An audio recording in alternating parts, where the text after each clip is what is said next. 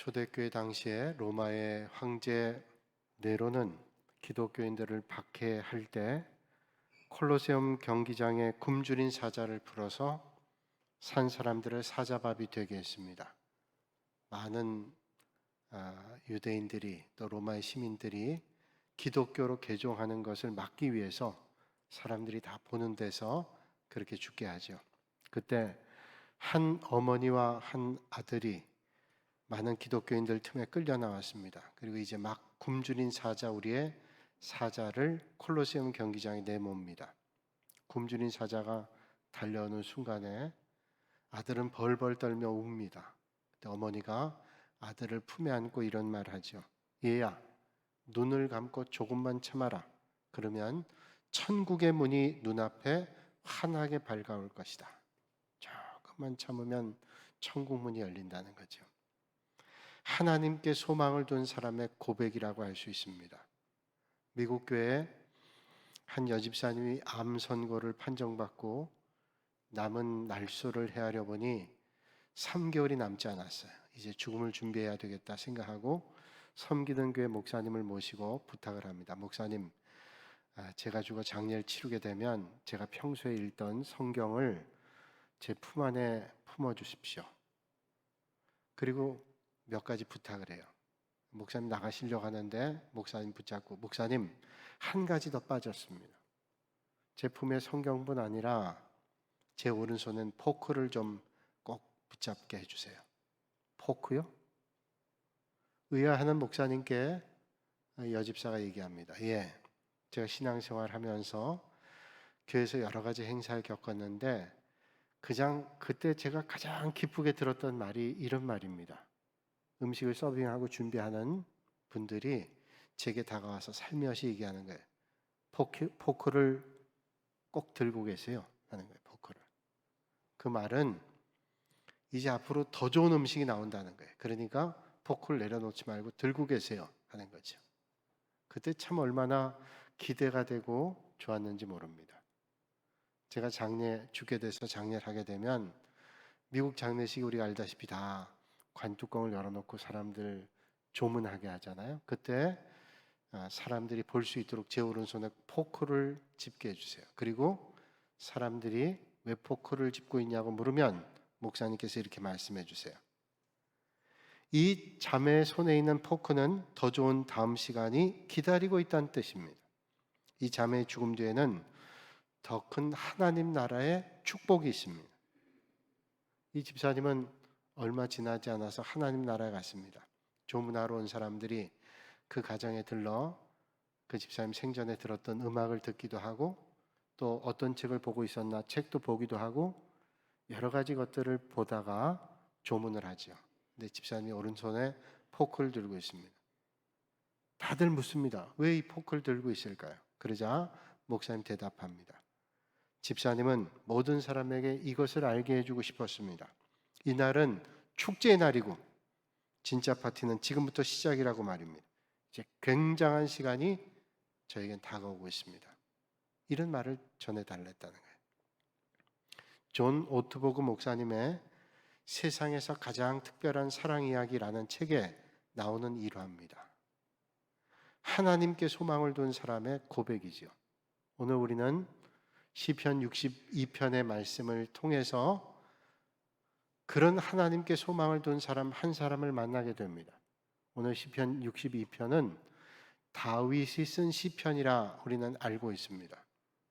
다윗은 극심한 고통 가운데 있을 때 오직 하나님만 바라보며 그 인생의 어려운 여정을 하나님께 찬양을 올려드렸습니다. 어린 나이 때부터 다윗은 하나님의 사랑을 참 많이 받았습니다. 어린 나이에 적장이었던 거인 골리앗을 무너뜨렸어요. 많은 사람들이 칭송했지요. 또 이 전쟁뿐 아니라 많은 전투에 나가서 승리했습니다. 그래서 어떤 형제들보다 가장 높은 자리에 다윗이 섰습니다. 그런 사랑을 받았어요. 처음에 사울도 다윗을 사랑했습니다. 자기 딸 줄 정도로 사랑했어요. 그런데 그 사랑이 시기와 미움으로 바뀌자 그 사랑은 간데없고 고통과 괴로움이 왔습니다.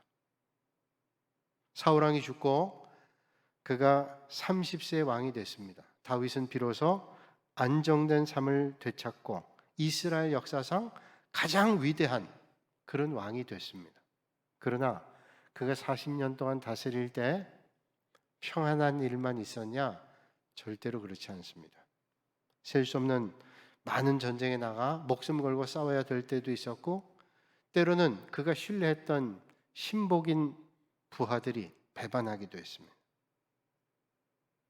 나라가 안정기에 접어들었을 때에는 잠시 방심했던 다윗은 우리아의 아내 밧세바를 충동적인 성범죄로 범하게 되죠. 그걸 숨기기 위해서 우리아마저도 죽게 하는 길에 내몰게 됩니다.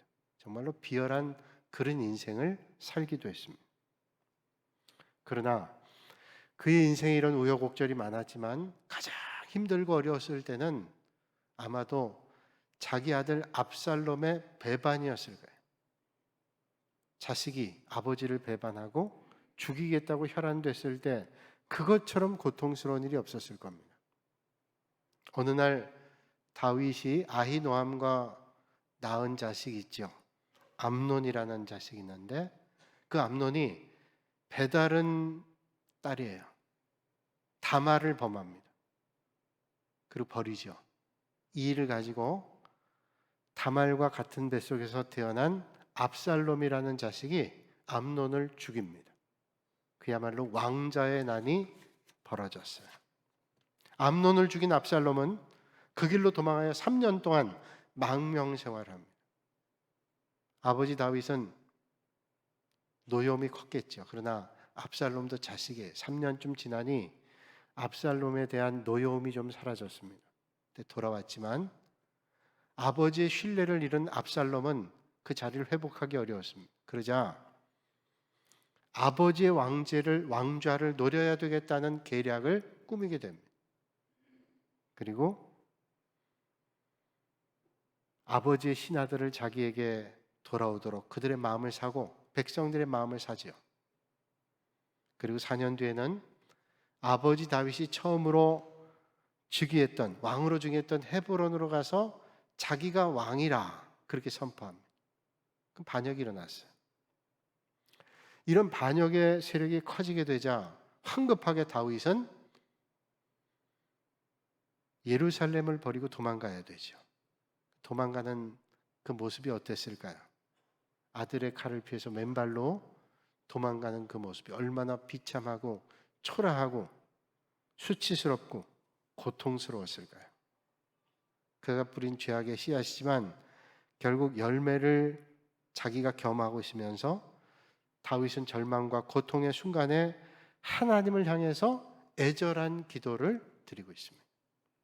고통과 수치와 절망의 순간이지만 하나님 앞에 간절하게 부르짖고 있는 기도, 그게 오늘 본문 말씀이에요. 그 순간 불의한 세상에서 믿고 의지할 대상은 사람이 아니라 변함이 없는 하나님 한 분뿐이라는 사실을 고백하게 되죠. 다윗은 고통의 순간에 환경과 상황에 붙잡혀 갈팡질팡하지 않고 하나님을 향해 눈을 돌립니다. 오늘 본문 말씀이에요. 나의 영혼이 잠잠히 하나님만 바라며 나의 구원이 그에게서 나는도다. 오직 그만이 나의 반석이시오 나의 구원이시오 나의 요새시니 내가 크게 흔들리지 아니하리로다. 이게 무슨 말씀일까요? 나를 넘어뜨리는 대적들이 사방에 나를 에워싸고 있지만 나는 그 환경을 보지 않고 하나님만 바라보겠다라는 믿음의 고백입니다. 그렇습니다. 때로는 고요한 침묵 가운데 하나님의 인도하심을 바라보고 소망을 하나님께만 두고 살아가는 것이 가장 바를 때가 있습니다. 억울함과 다급함과 답답함을 알리려고 여기저기 사람을 붙잡고 호소하며 나를 알아달라고 하기보다는 하나님, 그리고 하나님을 바라보고 하나님의 인도함을 받을 때가 가장 바를 때가 많습니다. 여러분 기억하시죠? 애굽에 종살이 하던 이스라엘 백성들이 하나님의 은혜로 애굽을 떠납니다. 그런데 떠난 지 얼마 안 돼 앞에는 홍해 바다가 가로막고 뒤에는 애굽의 바로의 병사들이 쫓아옵니다. 그때 그들이 한 일은 모세를 원망하고 하나님을 원망하고 홍해 바다를 보면서 뒤에 쫓아오는 애굽의 병사를 보면서 벌벌 떠는 거예요. 그때 하나님께서 모세를 통하여 주신 말씀을 우린 기억합니다. 너희는 두려워 말고 가만히 서서 여호와께서 오늘 너희를 위하여 행하시는 구원을 보라. 여호와께서 너희를 위하여 싸우시리니 너희는 가만히 있을지니라. 하나님께서 하시는 것을 말씀해 주시죠. 오늘 본문 7절에도 말씀합니다. 나의 구원과 영광이 하나님께 있으며 내 힘의 반석과 피난처도 하나님께 있도다. 사랑하는 여러분, 오늘도 하나님을 바라보는, 그래서 하나님의 도우심을 받으시는 여러분들이 되시기를 주님의 이름으로 축복합니다. 그렇다고 하나님을 잘 믿는다 그래서 어려움이 없느냐? 그렇지 않죠. 아니, 오히려 하나님을 잘 믿는 것 때문에 어려움을 만날 때도 있습니다. 그러나 그때마다 하나님께서 절묘하게 구원해 주십니다. 정말로 놀랍게 하나님 구원해 주세요. 도저히 진퇴양난 갈 길이 없는데 하나님께서 그 시간 하나님의 놀라운 손길로 절묘하게 인도해 주세요. 요셉은 죄 짓지 않기 위해서 그 죄의 길을 벗어납니다. 그런데 그것 때문에 감옥에 갔습니다. 좋은 일을 했는데 감옥에 갔어요. 다니엘 믿음을 잃지 않기 위해서 믿음의 길 갔습니다. 믿음의 길 당당히 갔는데 사자굴에 던져집니다. 사드락과 메삭과 아벳느고 풀무불 속에 던져집니다. 모르드게 내일이면 목이 장대 위에 달리게 됩니다. 그런데 하나님께서 절묘하게 그들의 길을 인도하시고 열어주십니다. 오늘 우리가 믿음으로 살아가는데도 우리의 길에 어려움도 있습니다. 좋은 길 가는데, 선한 길 가는데 어려움 만날 때도 있습니다. 실패하고 죄 짓는 길 가지 않는데도 어려움을 만날 때가 있습니다. 하나님을 경외하고 믿음의 길 가려고 하는데 오히려 더 어려움 만날 때도 있습니다. 그러나 하나님께서 함께 하시는데 그 하나님 바라보면 하나님께서 악에서 건져주시고 모든 불의한 길에서 우리를 건져주시는 줄로 믿으시길 바랍니다. 이게 하나님의 인도하십니다. 웨이 슈잉이라고 하는 사람이 쓴 하버드 새벽 4시 반이란 책에 나오는 글입니다. 영국의 선박박물관에 아주 특별한 배가 전시되어 있었습니다. 이 배는 출항하고 나서 100번 이상의 풍랑을 만났어요. 100번 이상을 빙산과 부딪혔습니다. 100번 이상을 암초에 부딪혔습니다. 100번 이상 폭풍을 만나서 돛대가 부서지기도 했습니다. 그런데 한 번도 침몰하진 않았어요. 배가 여러 가지 어려움 겪었지만 침몰되지 않았어요. 다 그 어려움을 극복해 이겼습니다. 이 배가 아주 유명해진 이유가 있는데 한 변호사 때문에, 한 변호사가 아주 어려울 때 선박박물관에 갔다 이 배를 봤는데 거기 그런 설명이 써 있는 거예요. 100번 이상의 풍랑, 100번 이상 빙산에 부딪히고 100번 이상 암초에 부딪히고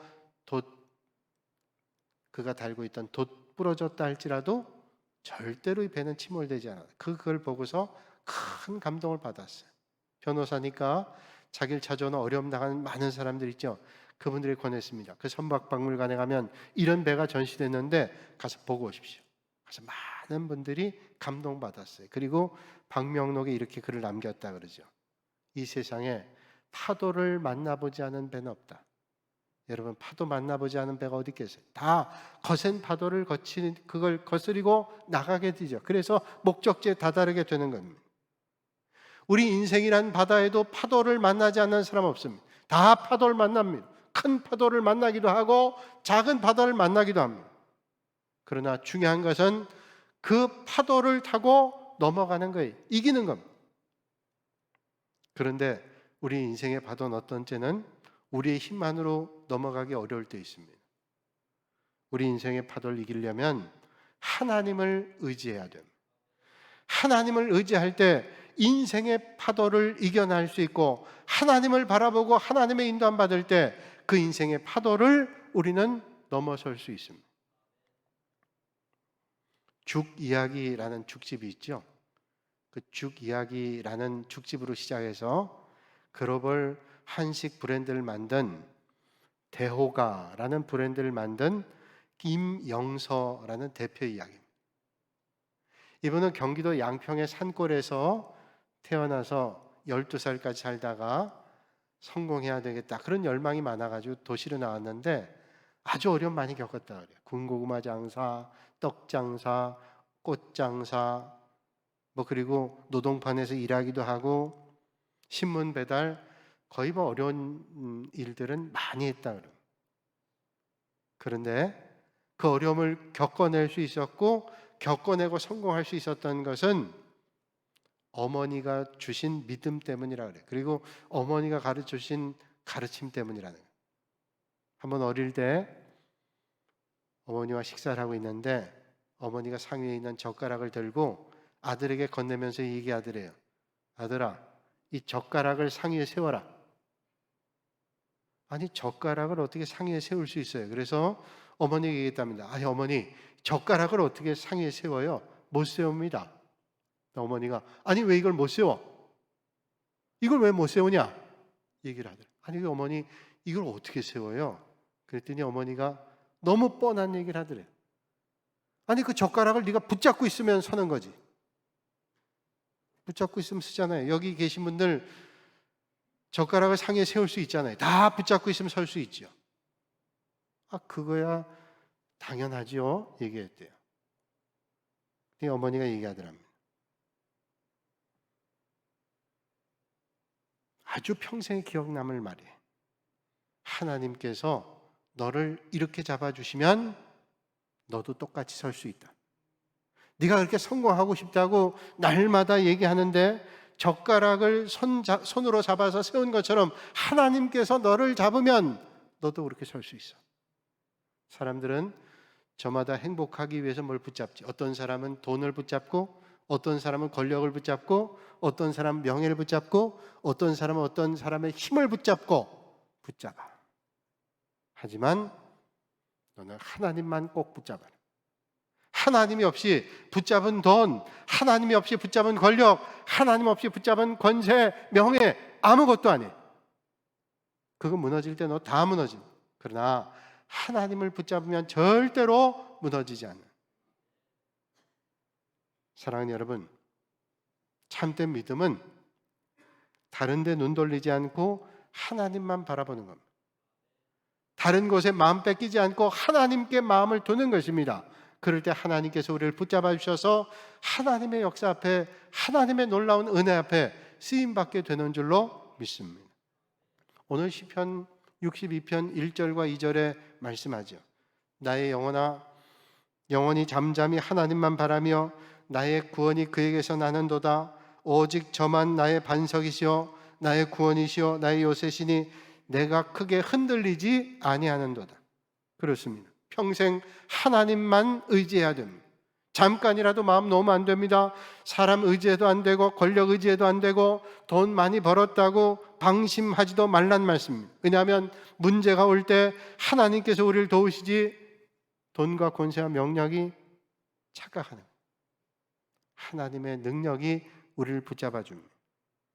하나님만이 나의 피난처요, 나의 반석이요, 나의 요새요, 나의 구원이십니다.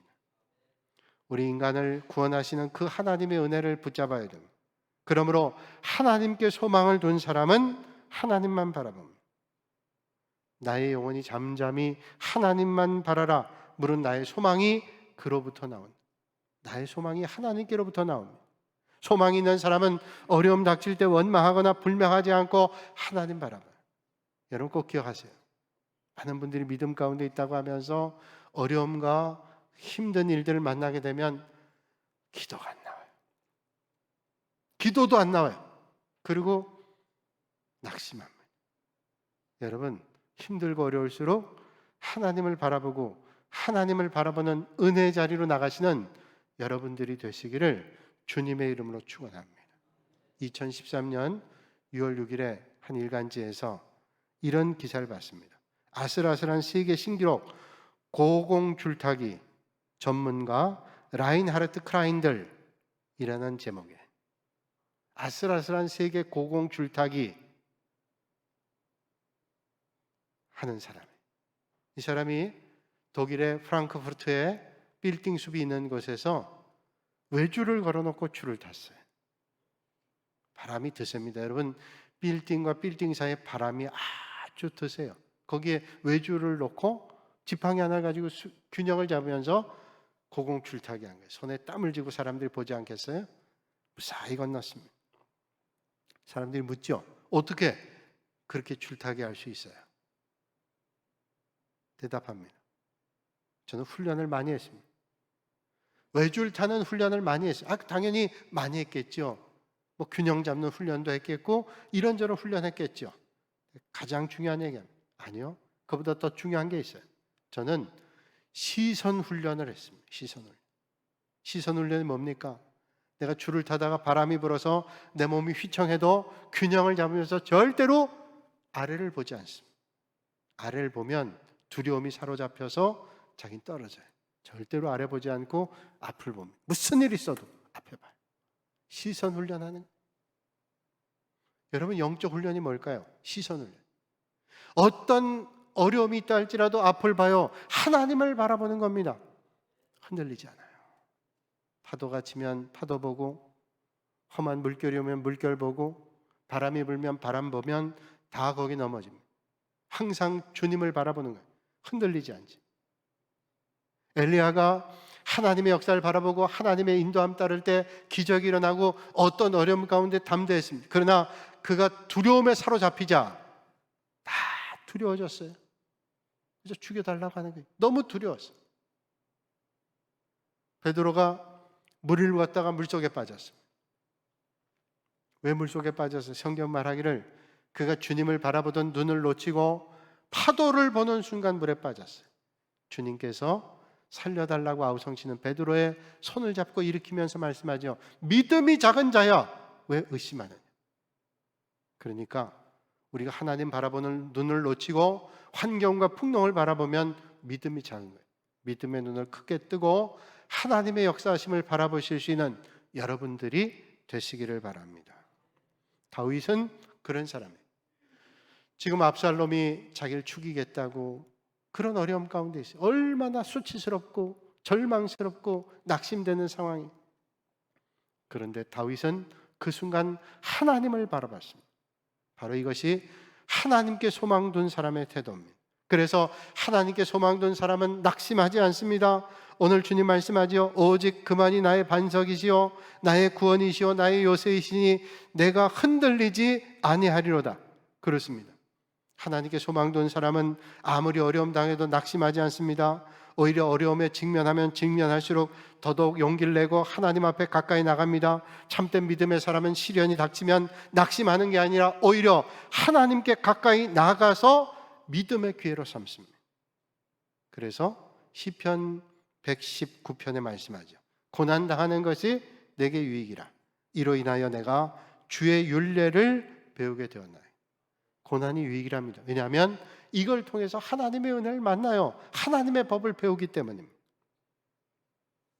하나님께 소망 둔 사람은 위기 가운데도 낙심하지 않고 하나님 찬송합니다. 하나님께 소망 둔 사람은 고난 가운데도 찬양을 합니다. 1967년 17세 조니 에릭슨이라고 하는 소녀가 승마를 하다가 너무 더우니까 가까이 있는 바다에 가서 수영을 했습니다. 수영하다가 늘상 하는 것처럼 절벽에 올라가서 다이빙을 했어요. 근데 그날 다이빙하다가 잘못 뛰어가지고 발을 헛디뎠어요. 떨어지다가 절벽에 머리를 부딪혔습니다. 척추 손상이 일어났어요. 그래서 목 아래 전신 마비가 됐습니다. 하나님의 원망하고 절망했어요. 그렇게 운동도 잘하고 뭐 승마 수영 잘하던 조니 에릭슨이 그렇게 꼼짝 못하고 누워있으니 절망만 사로잡혔어요. 친구에게 날 좀 죽여달라고 해. 친구가 죽일 수 없죠. 그 친구는 또 믿음이 좋은 친구였어요. 그런 상황이 있지만 복음 전했습니다. 거들떠도 보지 않고 듣지도 않았던 조니 에릭슨이 어느 순간 성령님이 역사하셔서 그 마음이 열렸어요. 복음을 영접했습니다. 주님 만났어요. 그리고 삶이 달라지는데 꼼짝을 못해요. 그러다가 깨달으면 내가 꼼짝 못하지만 그래도 하나님께서 나를 이 땅에 보내주신 데는 뜻이 계신데 내가 뭘 해야 될까 하다가 입은 움직일 수 있으니 입에다가 볼펜을 물고 그림을 그렸어요. 그가 그림 그려서 그림책을 낸 게 40권이 넘는다 그래요. 근데 그가 그림 그릴 때 그 그림 그리는 펜이 페이퍼 메이트라고 하는 질레트 컴퍼니의 볼펜이에요. 그 우연히 그걸로 그렸는데 그리고 나면 꼭 이 사람은 그리고 난 다음에 PTL이라고 하는 이니셜 썼습니다. 조니 에릭슨이라는 이름의 이니셜이 아니라 PTL이에요. 사람들이 묻지요. PTL이 뭐냐? Praise the Lord. 주님 찬양합니다. Praise the Lord. 주님 찬양합니다. 이걸 꼭 썼어요. 사람들이 자연스럽게 그 에릭슨의 그림을 보면 PTL을 보게 되고 저 사람 하나님 찬양한다. 모르는 사람은 이게 무슨 말이냐? 하나님 찬양한다. 알게 되죠. 하나님을 다 찬양하는 거예요. 또 페이퍼 메이트라고 하는 볼펜 가지고 그림 그리니까 사람들이 저 볼펜이 그림 잘 그려지나 보다 궁금한 마음 가졌어요. 이 광고가 잘 돼서 볼펜이 잘 팔렸습니다.